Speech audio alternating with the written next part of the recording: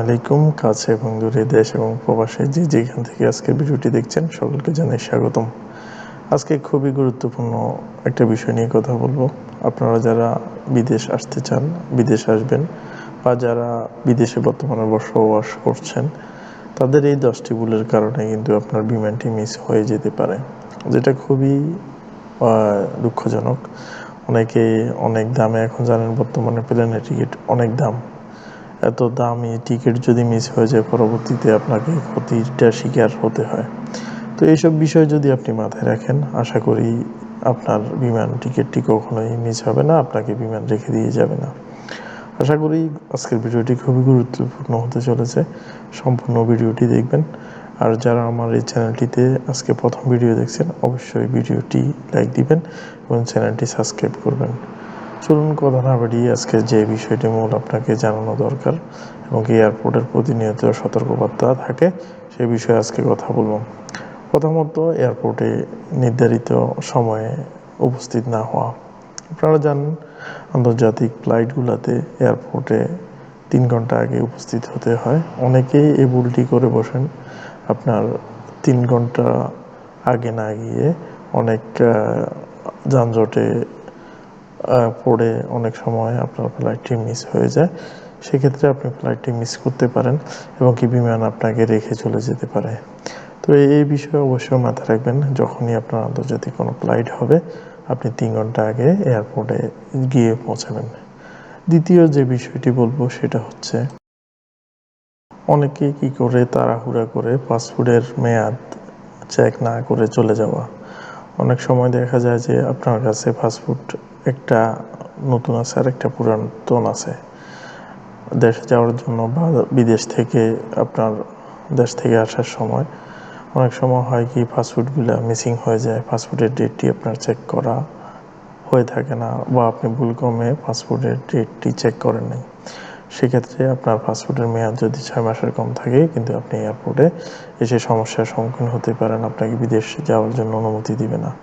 সেক্ষেত্রে অবশ্যই আপনি বিদেশ থেকে দেশে যান, আপনার পাসপোর্টের দিকে একটু খেয়াল রাখবেন।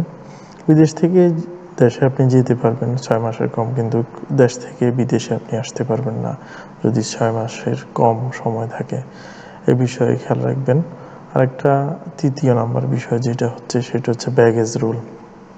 অনেকে দেখি যদি আপনার সামান, আপনার মাল আসবাবপত্র 40 কেজি দেয় লাগেজে, আপনার 7 কেজি যদি হাতে দেয়, অনেকেই কী করে লাগেজে আপনার 42-43 কেজি বা তার চেয়ে অধিক আপনার ব্যাগেজ রুলের বাইরে নিয়ে যায়। তখন এই ক্ষেত্রে আপনাকে অনেক বেশি বিপদে পড়তে হয়। হয়তো বা আপনার সামানগুলা আপনাকে কেটে ওনারা রেখে দেয়, না হয় আপনাকে নির্ধারিত সামানের অনুপাতে আপনাকে আপনার মূল্য পরিশোধ করতে হয়। লাগেজে অনেক এয়ারলাইন্সে প্রতি কেজি সামান 70 থেকে 80 টাকা, তার চেয়েও বেশি রেখে দেয়। তো অবশ্যই লাগেজ রুল আপনারা মেনে আপনাদের সামান প্যাকিং করবেন। অবশ্যই বিমানে আপনার ওঠার আগে এবং আপনার লাগেজ চেকিং দেওয়ার আগে আপনি চেক করে নেবেন কতটুকু ওয়েট আছে। তো যে বিষয়টি বলবো, আপনার কেবিন ব্যাগে অবৈধ জিনিস রাখা বা আপনার এই গ্যাস লাইট জাতীয় জিনিস, যেমন ধারালো অস্ত্র জাতীয় জিনিস এবং লিকুইড জাতীয় জিনিস 100 ml এর বেশি রাখা।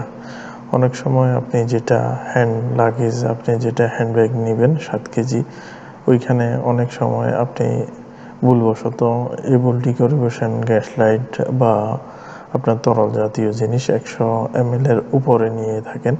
তো এগুলো করা যাবে না। এবং এখন তো বিভিন্ন এয়ারলাইন্সে পাওয়ার ব্যাংক নিষিদ্ধ করে দেওয়া হয়েছে। পাওয়ার ব্যাংকও যদি নেন, আপনার এই সমস্যায় পড়তে পারেন। আশা করি যখন এয়ারপোর্টে যাবেন এই দিকগুলো আপনি খেয়াল করবেন। 5 নম্বর যে বিষয়টি, সেটা হচ্ছে অন্যের ব্যাগ বহন করা।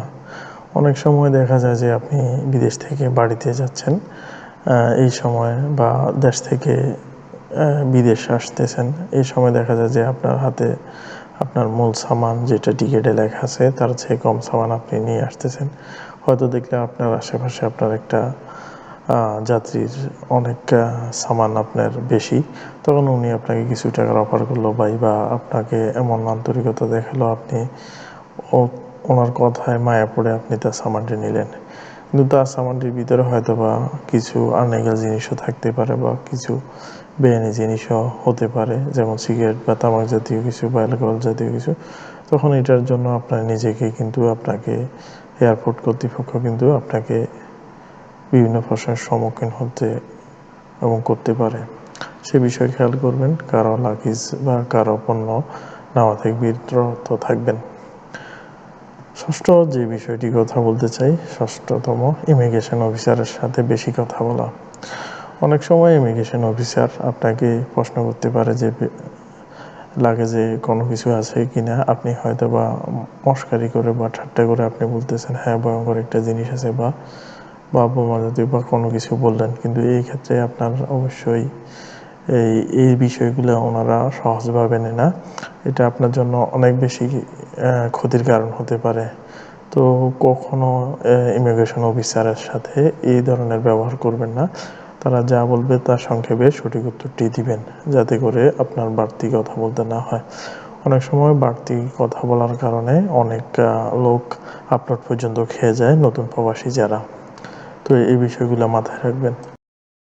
7 নাম্বার যে বিষয়টি, সেটা হচ্ছে আপনার বিমান যখন উঠে যাবেন তার নির্ধারিত সময়ের আগে কিছুক্ষণ আগে কিন্তু আপনাকে একটা রুমে সবাইকে ওয়েটিংয়ে রাখে। আপনার বোর্ডিং পাস চেক করে আপনাকে ওই বোর্ডিং পাস যেখানে ওয়েটিংয়ে রাখে ওই জায়গায় আপনার কিন্তু কোনো প্রকার ওয়াশরুম থাকে না। সাধারণত আপনার যদি ইমার্জেন্সি কোনো কাজ থাকে তার আগে সেরে নিতে হয়। এবং কি ওইখানে যাওয়ার সময়, ওই রুমটা ঢোকার সময় ওইখানকার অফিসার আপনাকে বারবার বলে যে আপনার ওয়াশরুমে যদি জরুরত থাকে তখন আপনি ওয়াশরুমটি সেরে নেন বা সেরে আপনি ভিতরে ঢুকেন। কিন্তু আপনি যদি ওয়াশরুম ব্যাগ নিয়ে আপনি ভিতরে ঢুকেন, পরবর্তী যদি বিমান কোনো কারণে 1-2 ঘন্টা বা তারও বেশি লেট হয়, তখন আপনার কিন্তু সমস্যা, তখন আপনার জন্য এটা একটা অস্বস্তিকর কারণ হতে পারে। অবশ্যই এই বিষয়টি খেয়াল রাখবেন। 7 নম্বরে যে বিষয়টি, এই আপনার বিমানের ওয়েটিং যে রুমটি আছে সেটা যাওয়ার আগে নিজের জরুরত যে বিষয়গুলো সেগুলো আপনি সেরে নেবেন। 8 নম্বরে যে বিষয়টি বলবো সেটা হচ্ছে ডিউটি ফ্রি সামান যে এয়ারপোর্টের ভিতরে আপনি নেন, সেটা আপনাকে অবশ্যই হিসেব করে নিতে হবে এবং কি আপনাকে খেয়াল করতে হবে যে কোনো সামান আপনি নিতে অবশ্যই আপনি হিসেব করে নেবেন এটার বাংলাদেশে যদি নেন কাস্টম আছে কিনা, বা বাংলাদেশ থেকে যদি বিদেশে আনেন যে কাস্টম আছে কিনা। যদি কাস্টম থাকে অবশ্যই আপনাকে কাস্টমের ঝামেলা পোহাতে হবে, আপনাকে টাকা দিয়ে মাল কিন্তু ছুটাতে হবে, না হলে কিন্তু আপনি বিপদে পড়ে যেতে পারেন। অবশ্যই এই বিষয়গুলো আপনাকে মাথায় রাখতে হবে। 9 নম্বরে যে বিষয়টি বলবো, গেট চেঞ্জ। অনেক সময় আপনার বিমানের চেকিং কাউন্টার গেট চেঞ্জ হতে পারে। তো এই সময় আপনাকে কিন্তু খেয়াল করতে হবে আপনার নির্ধারিত টিকিটের সময় আপনি বিমানবন্দরে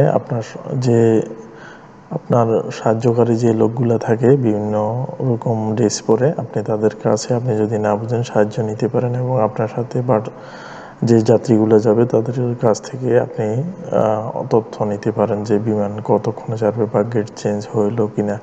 এবং কি বিমানবন্দরে আপনার প্রতিনিয়ত ঘোষণা দিয়ে থাকে, আপনি যদি মনোযোগ হারান, গেট যদি চেঞ্জ হয়ে যায় আপনি ফ্লাইট কিন্তু মিস করতে পারেন। অবশ্যই বিমানবন্দরে আপনি সবসময় যখনই যাবেন আপনি খেয়াল রাখবেন যদি গেট কোনো কারণে চেঞ্জ হয়ে যায় আপনি যাতে সমস্যা না হয়, এই দিকগুলো খেয়াল রাখতে হবে, কারণ বিমানের অনেক সময় আপনার গেট চেঞ্জ হয়ে যায়। 10 নম্বরে বলবো ডকুমেন্ট হাতের কাছে রাখা। অনেক সময় দেখা যায় যে ডকুমেন্ট আপনি এই প্যান্টের পকেটে ঢুকেই রাখছেন, কিন্তু আপনি আরেক সময় নিতে এটা পড়ে গেছে বা ঢুকাতে পড়ে গেছে। অবশ্যই ডকুমেন্টগুলোকে একটা নির্দিষ্ট সুন্দর একটা ব্যাগের মাধ্যমে রাখবেন, যাতে করে আপনার যে কোনো সময় যে কোনো অফিসারের খুঁজলে আপনি দেখাইতে পারেন বা আপনার ইজিলি আপনি বাইর করতে পারেন। সুন্দর একটা ভালো সংরক্ষিত ব্যাগে নিজের হাতের কাছে রাখবেন। এই ডকুমেন্ট ব্যাগের কারণে অনেক সময় আপনার পাসপোর্ট এবং টিকিট হারিয়ে যেতে পারে। অবশ্যই যখনই আপনি এই কার্যক্রমগুলো পরিচালনা করবেন এবং বিদেশে আসার জন্য বা বিদেশ থেকে যাওয়ার জন্য আপনি প্রস্তুতি নেবেন, তখন আপনার টিকিটের কিন্তু প্রিন্ট কপি একটা আপনি নিতে পারেন, না হয়তো আপনার টিকিটে দেখাতে বা আপনার অনেকগুলো সমস্যা ফেস করতে পারেন। এই বিষয়গুলো আপনি খেয়াল রাখলে আশা করি বিমানবন্দরের যে সমস্যা এগুলো আপনি এড়াতে পারবেন। পরিশেষে যে বিষয়টি বলতে চাই, আপনি যদি ইউএই প্রবাসী হন এবং আপনি যদি বাংলাদেশ থেকে বিদেশ আসার জন্য আপনার যদি খেয়াল থাকে বা আপনি যদি পৃথিবীর যে কোনো কান্ট্রিতে থাকেন না কেন, আপনার যদি বিদেশ আসার মতো বন্ধুবান্ধব আত্মীয় স্বজন থাকে বা আপনি যদি মনে করেন তাদের এই বিষয়গুলো জানা উচিত, অবশ্যই ভিডিওটি শেয়ার করে দিবেন এবং কি চ্যানেলটি যদি সাবস্ক্রাইব না করে থাকেন সাবস্ক্রাইব করে থাকবেন। আশা করি সবাই ভালো এবং সুস্বাস্থ্য দিন যাবে, এই দোয়া এবং কামনা বাসনা আজকের ভিডিওটি এখানে শেষ করছি। পরবর্তী ভিডিওতে আবারও দেখা হবে। সবাই ভালো থাকুন, সুস্থ থাকুন। আল্লাহ হাফেজ।